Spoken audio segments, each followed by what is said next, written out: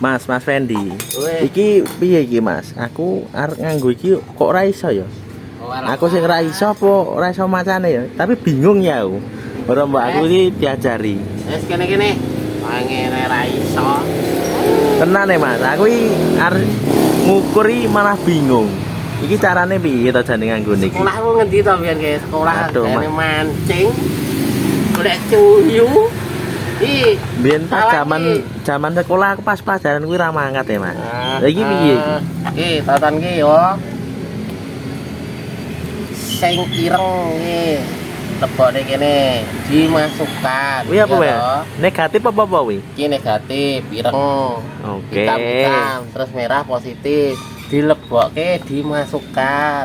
Gen kepenak. Oke. Oke. Wes. Tak warai, tak ajari gen pinter. Siap-siap. Oke, Mas. Siap. Ayo. Jumpa lagi dengan saya Fendi Teknisi. Kali ini saya akan membahas tentang multitester ya, analog. Karena request dari tadi teman saya. Di sini seperti ini bentuk fisiknya, tester analog. Di sini ada kop hitam, ini kop merah. Untuk yang hitam itu negatif, merah itu positif. Itu untuk sederhananya ya. Kemudian di sini ada angka-angka. Di sini ada angka-angka, ada tulisan AC volt, DC volt, dan ini ada ohm meter dan DC mili ampere.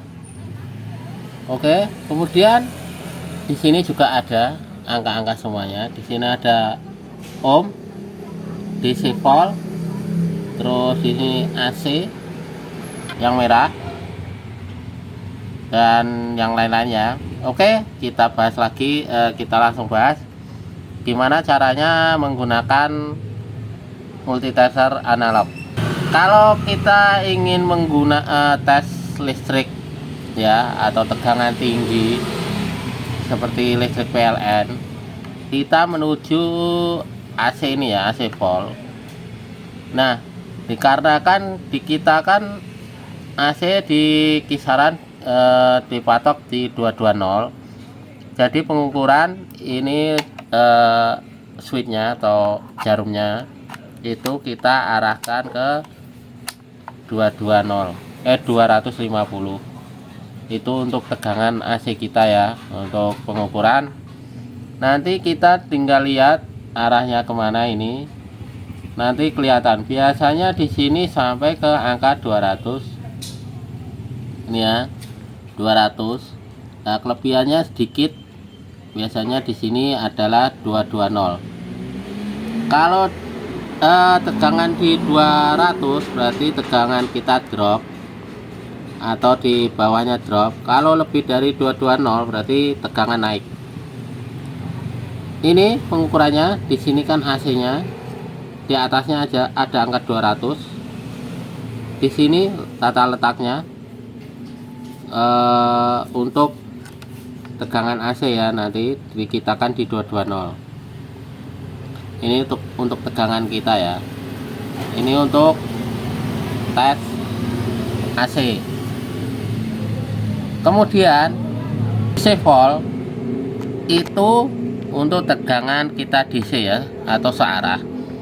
Biasanya untuk tegangan setelah trafo ataupun setelah dioda, yang jelas setelah dioda.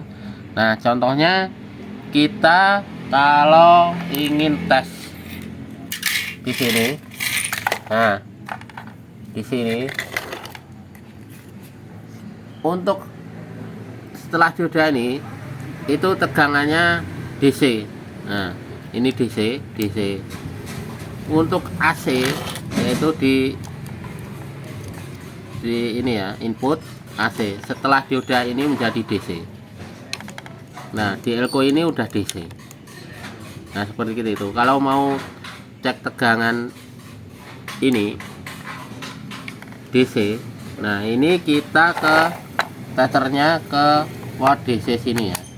Tinggal yang digunakan berapa volt. Kalau di tegangan tinggi seperti di atas 200, kita ke angka 1000.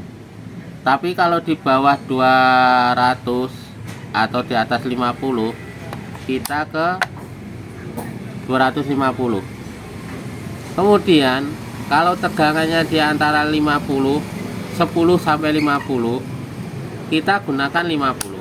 Nah, ini untuk tegangan di bawah 50, di atas 10, itu kita ke 50.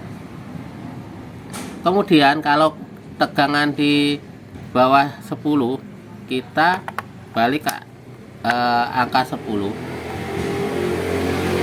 Dan ini 2,5 sampai 10. Jadi di sini kita lihat kalau angka 10 yaitu 10 di sini. Ini DC 10. Berarti kalau tegangan 10 volt ini harus mentok ke sini. Oke. Kalau angka 50, ini 50 yang dibaca adalah yang di bawahnya 10. Ini untuk 50-nya. Nah, nanti kalau sampai sini itu 50 volt, 40, 35, 30, 25, 20 dan seterusnya.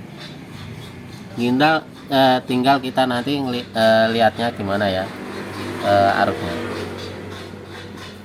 Di sini untuk DC-nya. Kemudian di sini ada DC miliampere.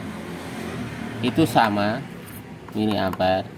Di sini juga ada angka 10. Kita pakai angka 10 aja ini untuk membacanya. Tapi jarang kita menggunakan DC miliampere. Biasanya untuk DC volt aja yang kita gunakan. Karena tegangan banyakkan di DC volt ya.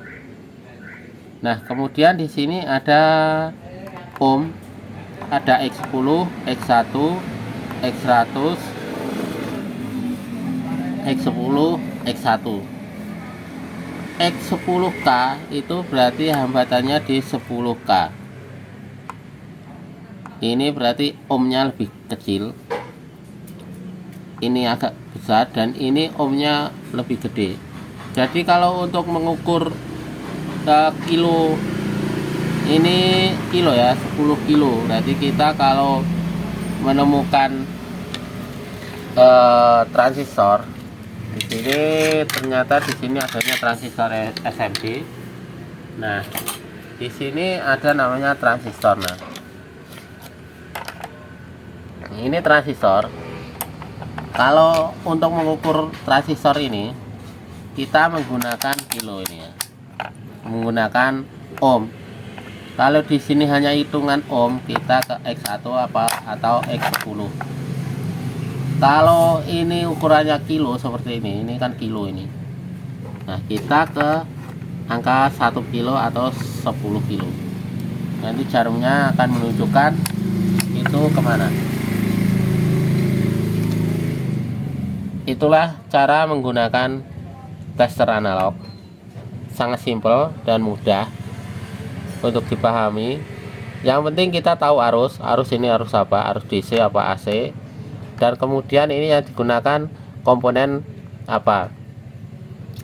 Yang untuk ohm itu biasanya untuk mengukur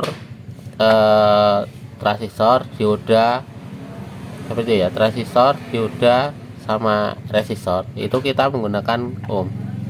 Dan juga untuk mengetahui kalau kita mau servis, untuk mengetahui kondisi komponen itu konslet apa enggak, kita kan tinggal menuju ke ohm.